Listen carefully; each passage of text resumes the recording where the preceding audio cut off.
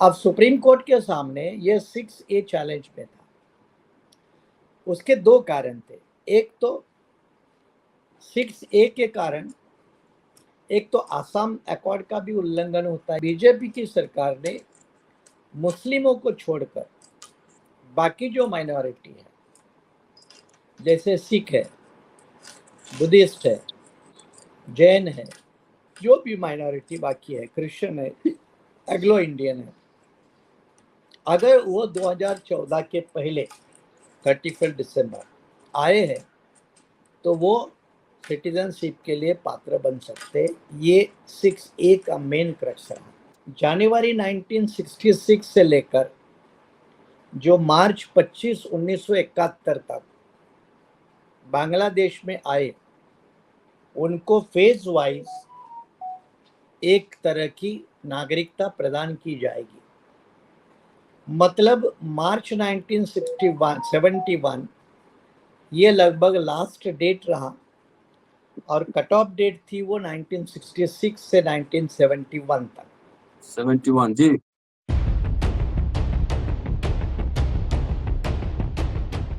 भारत लगभग चारों तरफ से बॉर्डर से घिरा हुआ है। समुद्र की तरफ जाएं तो उधर पास में श्रीलंका है, फिर Burma, Myanmar, Bangladesh, China, Bhutan, Pakistan. Border से आवाजाही लगातार एक प्रश्न बना रहा है विभिन्न देशों के बीच में। मामला असम और मोस्टली बांग्लादेश का। इलीगल इमिग्रेंट्स को लेकर मामला सुप्रीम कोर्ट में था और सुप्रीम कोर्ट में से एक नया फैसला आया है और फैसला है 6A को लेकर। क्या है 6A, इसके क्या इम्प्लीकेशन होंगे? सुप्रीम कोर्ट ने इसे वैलिड ठहराया है। इसी को समझने का प्रयास है। दोस्तों, रतनलाल बोल रहा हूं और आप देख रहे हैं अम्बेडकर नामा। जाने माने संविधानविद डॉक्टर सुरेश माने साहब हमारे साथ मौजूद हैं। एकेडमिशियन भी हैं, एडवोकेट भी हैं और पॉलिटिशियन भी। तो आज कानूनविद के हिसाब से आज माने साहब से समझने की कोशिश करेंगे कि जरा ये समझाएं कि 6A क्या है और जो सुप्रीम कोर्ट का फैसला है वो क्या है और इसके क्या इम्प्लीकेशंस, इसके क्या प्रभाव पड़ेंगे। स्वागत है सर। जय भीम। जय भीम, जय भीम प्रोफेसर जी। आज एक फिर माननीय सर्वोच्च न्यायालय द्वारा CAA के संदर्भ में, सिटीजनशिप अमेंडमेंट एक्ट के संदर्भ में संविधान पीठ के 5 जजों का फैसला 4 वर्सेस 1, मतलब 4 बहुमत के, 1 डिसेंटिंग। और जो बहुमत में है उसका जो मेन जजमेंट लिखा है वो जस्टिस सूर्यकांत ने लिखा है। उनके साथ जस्टिस सुंदरेश और जस्टिस मनोज मिश्रा, ये 3 जजेस, इनका एक जजमेंट है। चीफ जस्टिस DY चंद्रचूड़ की इनको सहमति है, तो 4 हो गए। और एक डिसेंटिंग जजमेंट है, वो जस्टिस पारडी वाला है, उन्होंने अपना एक स्वतंत्र जजमेंट लिखा है। अब ये मामले दरअसल वैसे CAA को लेकर लगभग बहुत सारी, मतलब सैकड़ों में पिटीशन दायर हो चुकी थी, खास करके 2019 को, जब केंद्र की सरकार ने CAA को अमेंड किया। वैसे एक बात अगर हम ध्यान में रख ले कि भारतीय संविधान बनने तक जो सिटीजनशिप का मामला था वो मामला लिमिटेड रूप से 48 तक सीमित था। और इसलिए भारतीय संविधान में 1948 जून या जुलाई उस तक जो माइग्रेशन होगा उसको भारतीय नागरिकता प्रदान की जाएगी। और उस संदर्भ में भारतीय संविधान में ही, क्योंकि तब तक सिटीजनशिप एक्ट नहीं बना था, तो भारतीय संविधान में आर्टिकल 5 से लेकर 11 तक ये सिटीजनशिप कैसी दी जाएगी इसका प्रावधान किया है। लेकिन उसमें खास बात ये है कि तब कोई सिटीजनशिप एक्ट नहीं था। फर्स्ट सिटीजनशिप एक्ट, नागरिकता कानून, ये 55 में आया और ये भी आर्टिकल 11 के मुताबिक आया। जो धारा 11 है संविधान के अंदर, उसने पार्लियामेंट को अधिकार दिया है कि भविष्य में किसी नागरिक को नागरिकता बहाल करना या उसकी नागरिकता समाप्त करना, ये अधिकार संसद को रहेगा। और इसी अधिकार के तहत 55 के बाद बहुत सारे संशोधन सिटीजनशिप एक्ट पे हुए। 63 में हुआ, 92 में हुआ, 2003 में हुआ, 2009 में हुआ और फिर ये 2019 का बड़ा था। अब इसका जो बैकग्राउंड है कि बॉर्डर स्टेट का जो आपने जिक्र किया, उसमें आसाम एक बड़ा बॉर्डर स्टेट है इंडिया का, जिसको 7 सिस्टर बोलते हैं नॉर्थ ईस्ट के, उसमें सबसे बड़ा आसाम है। और आसाम की बहुत पुरानी समस्या है कि आसाम की बॉर्डर बड़े पैमाने पे बांग्लादेश से लगी हुई है और वो ओपन बॉर्डर है। वहाँ कोई इवन कंपाउंड बोलते या और कुछ व्यवस्था ऐसा कुछ भी नहीं है, फ्री लैंड है। आप भी वहाँ जा सकते हैं, वो भी यहाँ आ सकते हैं, तो फ्री लैंड है। मोदी जी ने कुछ जमीन और बांग्लादेश को दे भी दिया था। हाँ, इसीलिए हाँ, आज़ादी के समय की भी बात है और अभी की भी बात है। तो लगभग फ्री जो बॉर्डर है भारत की नॉर्थ ईस्ट के तरफ से, तो 58,000 किलोमीटर की है। अब इसलिए माइग्रेशन बड़े पैमाने पे आता है और ये माइग्रेशन आज़ादी के बाद से लगातार बढ़ता गया और वो आसाम में इतने बड़े पैमाने पे हुआ तो उसके खिलाफ एक लोक आंदोलन खड़ा हुआ। और खास करके जब ये छात्र नेता उभरे थे आसाम में, युवा नेता उभरे थे, तो उनके माध्यम से इसको लेकर एक आंदोलन बनाया गया। उस आंदोलन के 2-3 आधार थे। एक आधार था कि जो आसाम में जो छोटी छोटी कम्युनिटीज है, एथनिक रिलीजियस ग्रुप है, उसके कल्चर को, उसके लैंग्वेज को, उसके रहन सहन को, एक बाहर के लोग आएंगे तो खतरा पैदा होगा, तो डेमोग्राफी बड़े पैमाने पे चेंज होगी। ये एक ऑब्जेक्शन उनका बड़ा था और इसको लेकर जब आसाम में ये बड़ा आंदोलन हुआ तो फिर राजीव गांधी जब प्राइम मिनिस्टर थे 1985 में, तो 1985 में केंद्र सरकार और आसाम के बीच में एक अकॉर्ड हुआ, एग्रीमेंट हुआ, करार हुआ। और उस करार के मुताबिक जनवरी 1966 से लेकर जो मार्च 25, 1971 तक बांग्लादेश में आए, उनको फेज वाइज एक तरह की नागरिकता प्रदान की जाएगी। मतलब मार्च 1971 ये लगभग लास्ट डेट रहा और कट ऑफ डेट थी वो 1966 से 1971 तक। 71 जी, या 71 मार्च 25। अब इन लोगों को नागरिकता को लेकर जो मामले थे, ये भी मामला 6A के अंदर कवर होता था, क्योंकि इसके पहले जनवरी 1, 1966 यहाँ तक जो लोग आसाम में पहुंचे उनको नागरिकता प्रदान की जाती थी। तो 1966 मतलब आज़ादी के कई साल तक देख लीजिए। बाद में ये दूसरा फेज है कि 1966 to 71 इसको लीगलाइज करना, और ये लीगलाइज करने की जब बात हुई तो आसान अकॉर्ड में उसको मान्यता हुई थी और 71 तक इसको सहमति दिखाई। तो ये प्रावधान जो सिटीजनशिप एक्ट सेक्शन 6 है, उसके मुताबिक कानूनी रूप से लीगल हो गया और अमल में था। अब आपको पता है कि सिटीजनशिप अमेंडमेंट एक्ट जो मोदी सरकार ने लाया उसमें कुछ संशोधन किए, और संशोधन ये रहा जो 2019 में उनका कानून बना और 2020 से लागू हुआ सिटीजनशिप अमेंडमेंट एक्ट।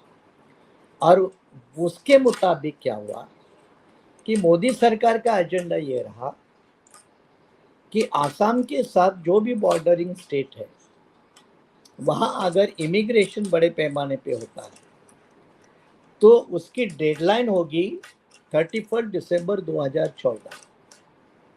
तो 31 दिसंबर 2014 के पहले जो भी भारत में लीगली आया है लेकिन नागरिक नहीं है, कानूनी रूप से सही तरीके से आया, मतलब पासपोर्ट वगैरह लेके आया या परमिट वगैरह जो भी है वो लेके आया, तो लीगली आया, लेकिन अब वो जाना नहीं चाहता, इधर ही रहता है, उसको यहाँ की नागरिकता है। तो इसके कारण जब एनआरसी का दौर आसाम में शुरू हुआ तो नागरिकता नहीं होने के कारण बहुत से लोगों को डिटेंशन सेंटर में, वहाँ का जो फॉरेन ट्राइब्यूनल है उस फॉरेन ट्राइब्यूनल के निकाल के मुताबिक डिटेंशन में जाना पड़ा।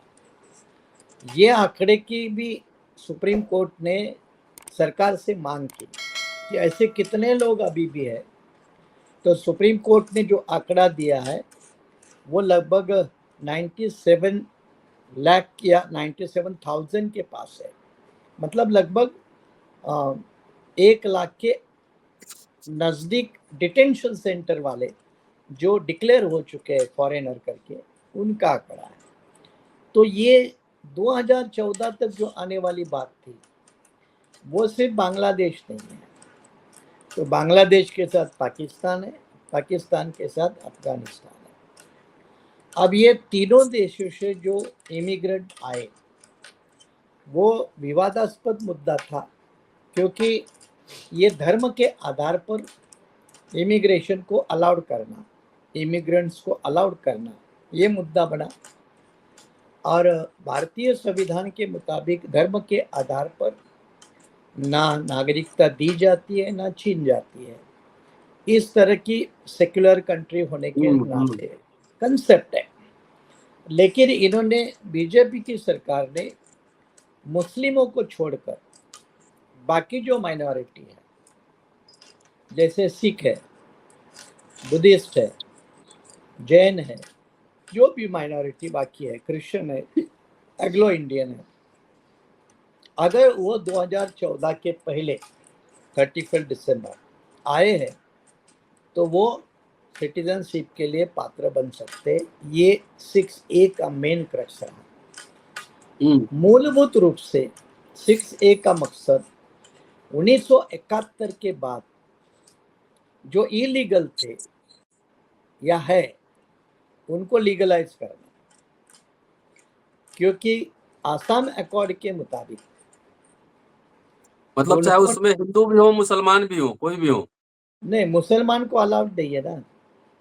अच्छा, इसीलिए तो मैंने क्लियर किया कि धर्म के आधार पर जिनका प्रोसिक्यूशन हुआ है वो माइनॉरिटी के लोग, वहां की माइनॉरिटी।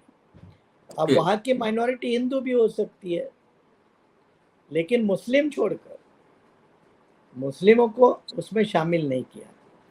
हो सकता है तो मुस्लिमों को छोड़कर बाकी जो भी माइनॉरिटी है जिसको धार्मिक छल का या प्रोसिक्यूशन का शिकार होना पड़ रहा है और उससे परेशान होकर उन्होंने देश छोड़ के भारत में आके रहने का निर्णय किया, तो उन सभी को 2014 तक जो है उनको नागरिकता बहाल करने का ये सिटीजनशिप अमेंडमेंट एक्ट कानून में नया प्रावधान लाया। अब सुप्रीम कोर्ट के सामने ये 6A चैलेंज में था। उसके दो कारण थे। एक तो 6A के कारण एक तो आसाम अकॉर्ड का भी उल्लंघन होता है, क्योंकि आसाम अकॉर्ड के मुताबिक 1971 तक ही जो भी पहले आया है वो नागरिकता के लिए पात्र है। तो एक तरफ से आसाम अकॉर्ड का उल्लंघन होता है। दूसरी बात जो प्रमुख मुद्दा था कि भारतीय संविधान की जो धारा 29 है, 29 है, आर्टिकल 29, ये आर्टिकल 29 आप सभी को धर्म के, कल्चरल, रिलीजियस, लैंग्वेज, जीने की स्टाइल, इसकी जो माइनॉरिटी क्लास की जो राइट है आर्टिकल 29 में, वो आपको उसको प्रोटेक्ट करने का अधिकार देती है, प्रिजर्व करने का अधिकार देती है। कल्चर हो, भाषा हो, धर्म हो। तो दूसरा अपोजिशन का मुद्दा ये था कि अगर इस तरह से लोग बाहर से आए तो एथनिक ग्रुप जो है, वहाँ का जो इंडिजिनियस ग्रुप है, ट्राइबल ग्रुप है, उनकी संस्कृति, उनके रहन सहन, उनके कस्टम्स, टाबूस, भाषा, इनके ऊपर एक तरह से ये आक्रमण हो सकता है। और इस आक्रमण के कारण वहाँ की डेमोग्राफी चेंज हो जाएगी। वहाँ इंडिजिनियस जो एथनिक ग्रुप है, उनके संस्कृति के ऊपर हमला, आक्रमण का मामला बन सकता है। और इसको लेकर जब चैलेंज किया था तो एक तो आसाम गवर्नमेंट की तरफ से ये कहना था कि ये हमले के अलावा, क्योंकि कई सारे पिटीशन थे, एक तो आसाम को ही 1971 जब एग्रीमेंट है, करार है, तो उसके बाद में उसको बढ़ाने का कोई मतलब नहीं, इसलिए वो गलत है। लेकिन केंद्र सरकार की जो भूमिका रही, और अब आसाम तो उसकी पुष्टि करता है कि 2014 तक जो भी आए हैं, जो माइनॉरिटी है, उस देश से माइनॉरिटी जो आए परसिक्यूशन के कारण, सोशल, रिलीजियस, तो उनको नागरिकता बहाल करनी है। तो एक तरफ से आसाम के कई जो एथनिक ग्रुप है, सोशल ग्रुप है, इंडिजिनियस ग्रुप है, उन्होंने इसको चुनौती दी थी। और इसी चुनौती का जब फैसला किया है तो एक मुद्दा ये था कि क्या सरकार किसी एथनिक ग्रुप को, सोशल ग्रुप के ऊपर कोई दूसरी संस्कृति थोप सकती है? क्या कुछ लोगों का आक्रमण करने के लिए स्टेट उनको हेल्प कर सकता है? तो ये उसका एक मेन आर्गुमेंट के रूप में इसकी भी चर्चा हुई। और जब ये चर्चा हुई, क्योंकि जजमेंट तो बहुत बड़ा है, 407 पेज का है, और जजमेंट काफ़ी लेट आया है, तो उसके और कई पहलू सामने आने वाले हैं। लेकिन जो मुझे बड़े बड़े मुद्दे जो नज़र आए, उसमें एक संविधान सभा में भी इसकी विस्तृत जब चर्चा हुई तो संविधानकर्ताओं ने भी ये कहा था कि स्टेट को किसी भी वहाँ के इंडिजिनियस, एथनिक, सामाजिक ग्रुप के ऊपर कोई संस्कृति थोपने का अधिकार नहीं है, चाहे वो स्टेट हो या और कोई हो। तो नेचुरली जब स्टेट को ये अधिकार नहीं है, तो जिसको वो एथनिक ग्रुप है, छोटा ग्रुप है, इंडिजिनियस ग्रुप है, तो उनका वो अधिकार बनता है, वो अधिकार की गारंटी देता है संविधान। तो आसाम के नागरिकों की तरफ से ये मुद्दा उठाया गया, जो पिटीशन करने वाले थे, कि ये जो बहुत बड़े पैमाने पे लोग आएंगे, इसके कारण हमारी संस्कृति, हमारी भाषा, हमारे रीति रिवाज, इनके ऊपर भारी प्रभाव पड़ेगा, डेमोग्राफी में बड़ा चेंज आएगा, और इसके कारण हम जो यहाँ के जो ओरिजिनल बाशिंदे हैं, उनके अस्तित्व, संस्कृति, सारे के ऊपर असर पड़ेगा। इसको लेकर ये चैलेंज का मामला था, जिसको सुप्रीम कोर्ट ने 4 बनाम 1 इस बहुमत से नकार दिया। अब ये लॉजिक जो दी गई है, और लॉजिक जो नकारते वक्त क्या दी है, लॉजिक ये दी है कि भारतीय संविधान ब्रदरहुड की गारंटी देता है। ब्रदरहुड जो भारतीय संविधान के प्रियम्बल में है, भाईचारे की गारंटी देता है। और जब भारतीय संविधान सभी लोगों को ब्रदरहुड की गारंटी देता है, तो ऐसे लोगों को एक्सेप्ट करके हम आर्टिकल 29 का सहारा नहीं ले सकते। जो आर्टिकल 29 ये कहता है कि किसी भी समुदाय को अपनी भाषा, संस्कृति, धर्म, रीति रिवाज, कस्टम, ताबूत उनका संरक्षण करने का अधिकार है। तो एक तो राज्यों का अधिकार, पार्लियामेंट का अधिकार। तो पार्लियामेंट का अधिकार इस खंडपीठ ने कहा आर्टिकल 11 धारा 11 संविधान की, उसके मुताबिक ये अधिकार है। तो ये कॉम्पिटेंसी का जहाँ तक सवाल है, ये सिटीजनशिप कानून के बदलाव लाने में, तो वो पार्लियामेंट का अधिकार है आर्टिकल 11 के मुताबिक। तो एक मुद्दा सॉर्ट आउट हो गया। बड़ा मुद्दा जो था 29 आर्टिकल 29 का, कि भाई लोकल लोगों की जो कल्चर, संस्कृति, उसी को फिर भारतीय संविधान का जो ब्रदरहुड का प्रिंसिपल प्रियम्बल में है, उसके साथ जोड़कर एक आर्ग्यूमेंट हुई। वो आर्ग्यूमेंट ये है कि भारतीय संविधान अंतर्गत जो भाईचारे का कंसेप्ट है, that is limited to only Indian boundaries, Indian territory, क्योंकि उसको फिर यूनिटी एंड इंटेग्रिटी के साथ जोड़ना है देश के। तो ये जो लिमिटेड व्यू था याचिकाकर्ताओं का, उसको सुप्रीम कोर्ट ने नकारा। और सुप्रीम कोर्ट ने नकारते वक्त कहा कि भारतीय संविधान में जो इनकॉर्पोरेटेड ब्रदरहुड का जो कंसेप्ट है, वो नेशनल बाउंड्रीज को लिमिटेड नहीं है, वो विश्व स्तर का है, ब्रॉडर लेवल का है। और जब वो विश्व स्तर का है, तो उनके ऐसे कुछ लोगों को एक्सेप्ट करने के कारण लोकल लोगों की संस्कृति, भाषा, धर्म, रीति रिवाज के ऊपर हमला नहीं होगा। और इस तरह के इसके पहले जो फैसले हैं, हाई कोर्ट के फैसले, सुप्रीम कोर्ट के फैसले, उन फैसलों का आधार लिया गया और उन आधारों पर ये 4 जजों ने ये फैसला दिया कि लोकल संस्कृति, भाषा, लोग, इनके ऊपर वो आक्रमण नहीं है, हमला नहीं है। और इसीलिए सुप्रीम कोर्ट ने 6A ये जो सिटीजनशिप अमेंडमेंट एक्ट 2019 जो 20 से लागू हुआ, उसको संवैधानिक आज सुप्रीम कोर्ट ने घोषित किया। चलिए, बहुत बहुत शुक्रिया सर, ये मेरे समझ में नहीं आ रहा था, तो इसीलिए मैंने समझा कि मैं नहीं, अभी भी ये 407 पेज का जजमेंट पढ़ना जरूरी है, मुझे भी पढ़ना है। मैंने भी, क्योंकि 4 साढ़े 4 को मुझे जजमेंट की कॉपी मिली, वो भी ऑनलाइन मिली है, तो उसको पढ़ना पड़ेगा।